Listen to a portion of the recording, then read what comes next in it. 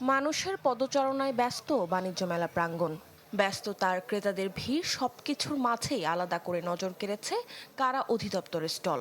কাঠের আসবাব, হস্তশিল্প, পোশাক, চামড়াজাত পণ্য থেকে শুরু করে নিত্য প্রয়োজনীয় নানা সামগ্রী সবই তৈরি হয়েছে দেশের বিভিন্ন কারাগারের বন্দীদের হাতে। ক্রেতাদের মধ্যেও দেখা গেছে সন্তুষ্টি। অনেক দর্শনার্থীর মতে মানের দিক থেকে কারাপণ্য বেশ ভালো এবং পণ্যের গুণগত মান বিবেচনায় দামও তুলনামূলক সাশ্রয়ী। কারাপণ্য স্টলে সর্বনিম্ন 25 টাকা থেকে শুরু করে সর্বোচ্চ 25,000 টাকার পণ্য পাওয়া যাচ্ছে, যা ক্রেতাদের জন্য এক ছাদের নিচেই দিচ্ছে বৈচিত্র্যময় পণ্য কেনার সুযোগ।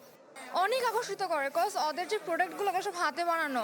অনেক অভিজ্ঞতা অর্জন করে এই কাজগুলো করিয়েছে, এই কারণেই হয়তো বা এগুলো ভালো মনে হচ্ছে। কারাগারেও যে এত সুন্দর করে ওরা বানাতে পারে, এটা তো একটা আর্ট। ভেতরে শিল্প বোধ না থাকলে তো এটা করা যায় না। তো এই দেখি আর অবাক হচ্ছি যে ওরাও এত ভালো কাজ জানে।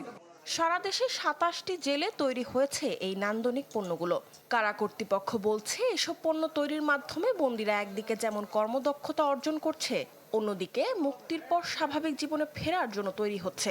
27টি কারাগার থেকে প্রায় 400-র উপরে প্রোডাক্ট এসেছে এবং সেই সব প্রোডাক্টের প্রদর্শন হচ্ছে এবং বিক্রি হচ্ছে এবং বিভিন্ন জেলার নিজস্বতা নিয়ে বিভিন্ন পণ্য এসেছে এবং এসব পণ্য এক একটা জেলাকে রিপ্রেজেন্ট করছে। আমরা যথেষ্ট ভালো সাড়া পাচ্ছি এবং আলহামদুলিল্লাহ গত বছর থেকে এবার ভালো সাড়া পাচ্ছি আমরা।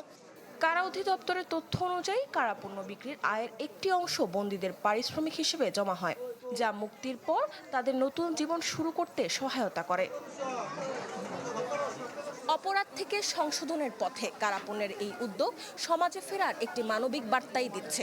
বাণিজ্য মেলার পাশাপাশি ভবিষ্যতে স্থায়ী বাজার ব্যবস্থার মাধ্যমে কারাপণ্য আরও বিস্তৃত হবে, এমনটাই প্রত্যাশা সংশ্লিষ্টদের। মরিয়ম আজিজ মৌরিন, চ্যানেল 24, ঢাকা।